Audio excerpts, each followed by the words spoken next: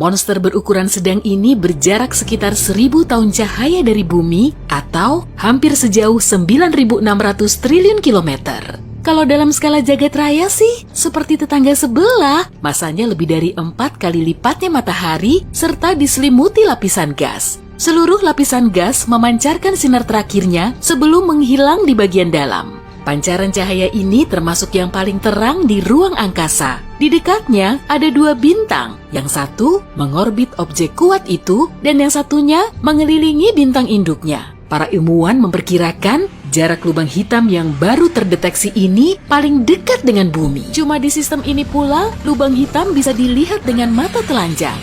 Wah, bagus nih. Sebentar lagi kamu akan pergi ke situ. Kamu terus melambung menuju atmosfer dan bumi di bawahmu seketika terlihat seperti bola biru yang cantik.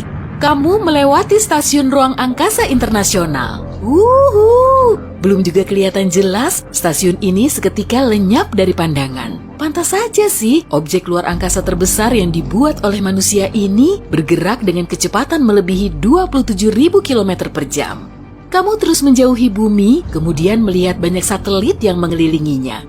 Bentuk dan ukurannya beragam. Masing-masing punya antena dan sumber daya dan kebanyakan berupa panel surya atau baterai.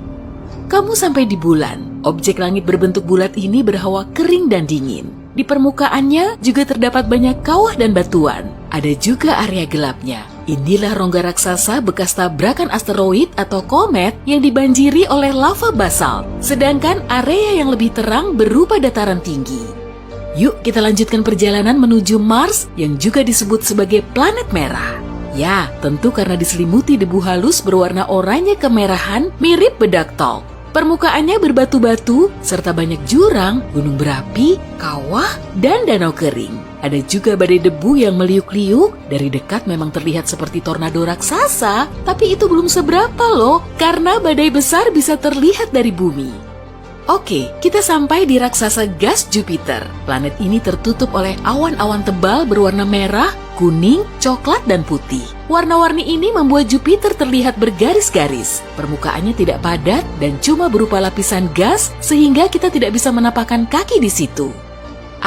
Itu sih sudah pasti Saturnus. Cincinnya sangat khas, terdiri dari serangkaian cincin kecil berupa bongkahan batuan dan es. Bola hidrogen dan helium ini tidak punya permukaan padat dan anginnya bertiup dengan kecepatan ekstrem, 1.600 km per jam di ekuatornya. Saat melanjutkan perjalanan, kamu tidak melihat planet lain. Pasti karena tertutup oleh matahari. Suasananya kok makin seram ya. Tempat ini terlihat besar, dingin, dan gelap. Sabuk Kuiper termasuk struktur terbesar di tata surya kita. Bentuknya seperti donat dan tepi dalamnya berjarak mulai dari 30 unit astronomi dari matahari. 1 unit astronomi kira-kira sejauh jarak dari matahari menuju bumi, yaitu sekitar 150 juta kilometer. Sabuk Kuiper menjadi sumber utama komet-komet. Ratusan ribu objek di area ini berdiameter 96 km atau lebih. Sebagian di antaranya bahkan punya satelit sendiri. Setelah melalui sabuk Kuiper, kita sampai di awan Oort. Awan komet raksasa berbentuk bulat ini mengitari tata surya dan membentang sejauh 5-100 ribu unit astronomi. Awan Oort ini seperti gelembung berdinding tebal dengan lebih dari 2 triliun runtuhan objek ruang angkasa. Yang terkecil saja sebesar gunung. Kamu semakin meninggalkan tata surya, lalu memasuki ruang hampa di antara berbagai sistem bintang. Tapi, di sini tidak benar-benar kosong kok, karena penuh dengan debu, partikel lain, medan magnet, dan sinar kosmik. Nah, sampai juga di tempat tujuan kita, lubang hitam. Di tempat misterius ini, hukum fisika yang kita tahu tidak berlaku. Lubang hitam muncul saat bintang masif runtuh karena beratnya sendiri. Medan gravitasinya sangat kuat sehingga sinar X sekalipun tidak akan bisa lolos darinya. Karena itulah bagian pusat lubang hitam berwarna hitam pekat. Tapi masih bisa terlihat kok. Objek mengerikan ini menelan semua materi yang bergerak terlalu dekat kemudian menekannya menjadi piringan gas membara dengan suhu super panas. Lubang hitam juga membengkokkan cahaya di sekitarnya yang kemudian membentuk bayangan lingkaran.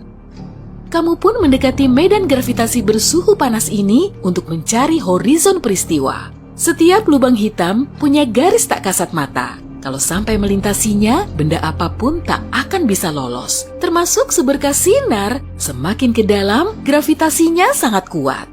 Tapi, lingkaran yang ada di tengahnya masih lebih besar dari horizon peristiwa. Saat mendekati lubang hitam, suatu objek akan mengorbitnya. Kalau sudah begini, tidak akan ada titik baliknya. Dan, objek tersebut akan tertarik masuk ke lubang.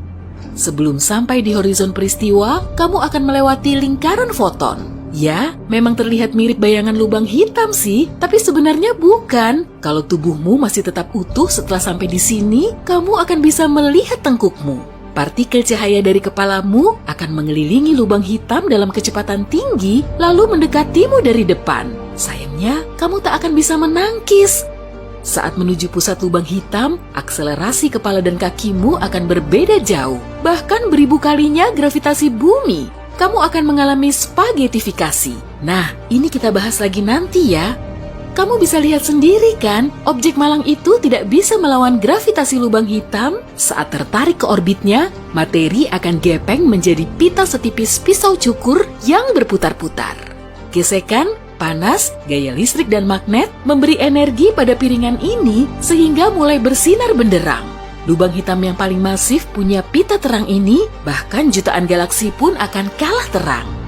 Di dalam piringan benderang ini, partikel saling bergesekan sehingga geraknya melambat lalu terlempar ke horizon peristiwa di lubang hitam. Kalau tidak ada gesekan, materi ini akan mengorbit lubang hitam selama miliaran tahun seperti planet mengitari bintangnya. Dan akhirnya kamu sampai di permukaan lubang hitam, horizon peristiwa. Sebetulnya sih bukan batas atau membran nyata. Saat melewatinya, kamu juga tidak akan segera tahu, dan beberapa detik kemudian, kamu baru tahu kalau kamu tidak akan bisa lolos dari cengkramannya. Tempat ini tidak gelap-gelap amat kok. Cahaya yang juga terperangkap oleh gaya gravitasi ikut masuk bersamamu. Meskipun tidak terang, tapi tetap bercahaya. Semakin lama, tubuhmu semakin memanjang. Inilah yang disebut proses spagetifikasi. Tubuh tengahmu tergencet dan berkas cahaya mengitarimu, lalu terbentuk semburat cahaya di sekitar pinggangmu. Kemudian, semuanya gelap, sudah seperti berada di planet kelam yang kosong dan besar. Oke, kembali ke lubang hitam. Lalu, apa yang akan terjadi? Apakah kamu akan keluar dari lubang putih? Keberadaannya belum bisa dibuktikan sih, tapi beberapa ilmuwan berpendapat lubang hitam dan putih merupakan dua sisi yang berbeda. Dari jauh, lubang hitam dan lubang putih akan terlihat sama. Objek ini terus berputar dan meskipun sekecil atom, masanya sangat masif. Di sekelilingnya terdapat cincin gas dan debu. Tapi coba perhatikan lebih lama, akan terlihat fenomena lubang hitam yang tidak akan terulang lagi. Ada luapan materi yang terdorong keluar. Nah, kemudian kamu baru tahu itulah lubang putih. Seolah kamu sedang mengamati kebalikan waktu dari lubang hitam. Saat berada di horizon peristiwa lubang hitam, materi akan tersedot ke dalamnya dan tidak akan bisa kembali. Sementara, horizon peristiwa lubang putih merupakan area yang tidak bisa ditembus. Benda apapun tidak bisa masuk ke dalamnya. Karena inilah, lubang putih justru lebih misterius daripada saudaranya yang hitam. Meski lubang putih memang ada, umurnya tidak lama, karena akan runtuh juga menjadi lubang hitam. Otakku nyut-nyutan deh memikirkan semua ini. Kalau kamu gimana? Mulai tepar nih kayaknya.